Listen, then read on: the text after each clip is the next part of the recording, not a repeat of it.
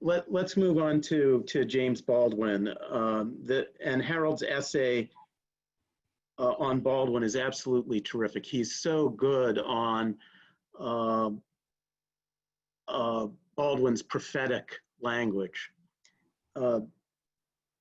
Toni Morrison once said to me that if you ever met James Baldwin in person, you would see that there was a kind of aesthetic sensibility that permeated everything about the man. We were talking about the recent Raoul Peck documentary that had come out.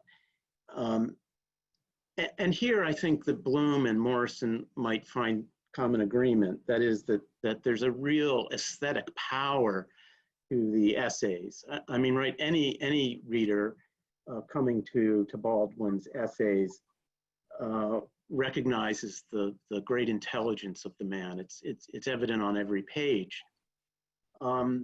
But Bloom is very sensitive to the aesthetic power of Baldwin's essays. He thinks that Baldwin is our great 20th century essayist.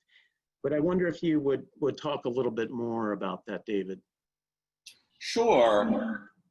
One of the great things about Bloom's essay on Baldwin is the way he connects Baldwin to biblical prophecy, which is a tradition that Baldwin knew intimately, of course, since his father was a preacher and a ferocious one. So Baldwin really had this in his blood.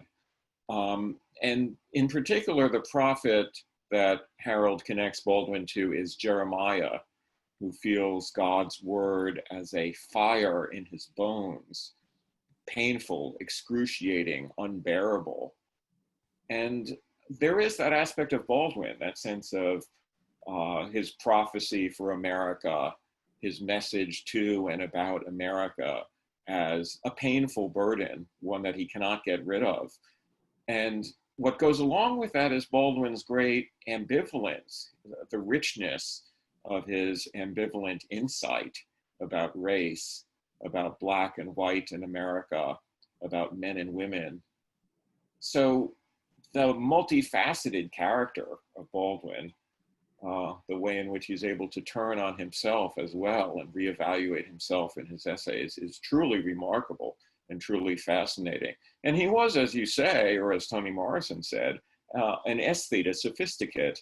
He loved, above all else, a friend of mine just told me that, I don't know about above all else, but Baldwin was a great fan of The Portrait of a Lady and The Ambassadors by James, and taught both of those books. So yeah, that's a genuine part of him as well, this interest in refinement and beauty.